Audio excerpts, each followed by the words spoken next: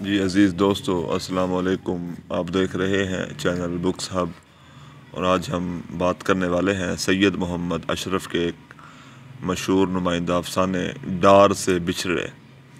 دوستو اس افسانے کا پس منظر فسادات اور برصغیر کی تقسیم کے دوران پیش آنے والے واقعات ہیں اور تقسیم سے وابستہ یادیں ہیں۔ افسانے کے آغاز میں دو کرداروں کو دکھایا گیا ہے، ایک کردار متکلم ہے اور دوسرا کردار ایک ڈرائیور ہے جس کا نام غلام علی ہے۔ یہ دونوں شکار کی غرض سے لاہور کے ایک گاؤں خیراں والا جا رہے ہوتے ہیں۔ یہ دونوں وہ مہاجر ہیں جو تقسیم کے بعد ہندوستان چھوڑ کے پاکستان آ جاتے ہیں۔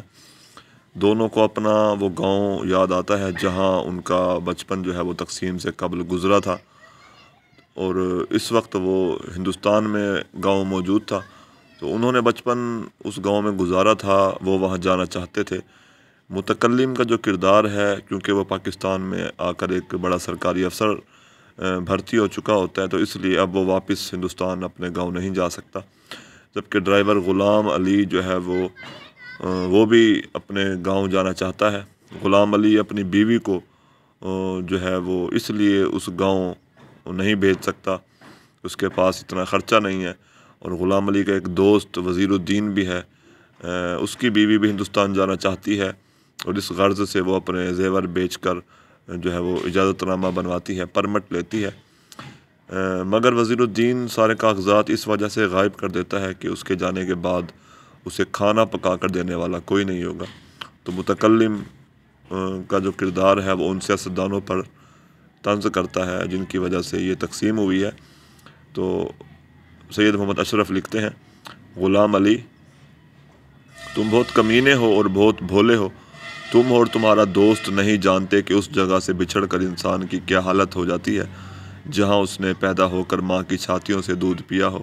اور باپ کی شفیق انگلیوں کا لمس اپنے سر پر محسوس کیا ہو۔ تمہیں نہیں معلوم کہ انسان کو وہ جگہ کتنی پیاری لگتی ہے جہاں اس کا بچپن لڑکپن سے گلے ملا ہو۔ انسان ان لمحوں کو کتنا عزیز رکھتا ہے جن لمحوں میں اس کا بھولا بھالا ذہن معصوم سر پھرے اور خود سر جذبوں کو خون پلا پلا کر پالتا ہے۔ تم کچھ نہیں جانتے، کچھ بھی نہیں۔ اسٹیئرنگ کا گول پہیہ گھماتے گھماتے تمہارا دماغ بھی گھوم گیا ہے۔ متکلم کو بچپن میں شکار کے دوران دوستوں سے کی جانے والی باتیں جو ہیں وہ یاد آنے لگتی ہیں، وہ ماضی میں کھو جاتا ہے، اور اسی دوران راستے میں ان کا ایک دوست نواب جو ہے وہ ملتا ہے، اس کے ساتھ اس کے فیکٹری کا منیجر اور اس کا ڈرائیور بھی ہوتا ہے، تو یہ تینوں بھی ان کے ساتھ شکار کے لیے روانہ ہو جاتے ہیں۔ راستے میں متکلم نواب کو ہندوستان جانے کی خواہش کا اظہار کرتا ہے اور اس سے بھی کہتا ہے کہ وہ بھی ہندوستان جائے، تو نواب جواب دیتے ہوئے کہتا ہے، میں کراچی سے اگر ایک دن باہر رہوں تو 2000 کا نقصان ہو جاتا ہے، ہندوستان جاؤں تو کم از کم 50,000 کی چوٹ پڑے گی۔ شکار کے دوران پرندوں کی ایک ڈار کو دیکھ کر جب متکلم نشانہ لگانے لگتا ہے تو اس کا ہاتھ کانپ جاتا ہے، مگر حیرت انگیز طور پر نواب بھی نشانہ نہیں لگا سکتا، تو متکلم نواب کو کہتا ہے، میرے ساتھ بھی وہی سب کچھ ہوا تھا جو تمہارے ساتھ پیش آیا۔ اس سے ایک مختصر سے جملے میں اس بات کی طرف اشارہ ہے کہ متکلم کے کردار اور نواب کے جو کردار ہے ان کے گھر والوں کو فسادات کے دوران جو ہے وہ قتل کر دیا جاتا ہے، اور اس وجہ سے جب وہ پرندوں کو مارنے لگتے ہیں تو ان کو یہ خیال آتا ہے کہ جس طرح میرے گھر والے ہم سے دور ہوئے ہیں، اس طرح یہ پرندے جو ہے وہ اپنے گھر والوں سے دور ہو جائیں گے اگر ہم نے ان کو مار دیا، تو یہی خیال سوچ کر وہ ان کو قتل نہیں کرتے، مارتے نہیں ہیں۔ تو پوری کہانی مرکزی کردار متکلم کے گرد گھومتی ہے، اور متکلم کے دل میں گاؤں کی یادیں آباد ہیں۔ غلام علی اور نواب جو ہے وہ اپنا گاؤں دیکھنا چاہتے ہیں، مگر مجبوریاں ان کی راہ میں رکاوٹ ہے۔ تو مختصر طور پہ ہم کہہ سکتے ہیں کہ یہ افسانہ جو ہے وہ بیانیہ اسلوب میں بیان کیا گیا ہے،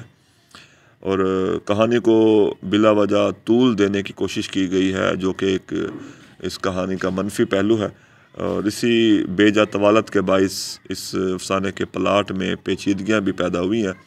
اور ساتھ ساتھ اگر ہم اس کے فکری پہلو پر نظر کریں تو اس میں مصنف نے جو ہے وہ تقسیم کے بعد لوگوں کو جس قسم کے حالات کا سامنا کرنا پڑا، ان کو اپنا ماضی، اپنا کھویا ہوا گاؤں، اپنا بچپن یاد آتا رہا، وہ وہاں شدید خواہش کے باوجود بھی جا نہ سکے کہ ان کے راہ میں بہت سی رکاوٹیں حائل تھیں، اور یہی تمام مسائل وہ مسائل ہیں جن کو اس افسانے میں سید محمد اشرف نے بڑی خوبصورتی سے سمو دیا ہے۔ شکریہ۔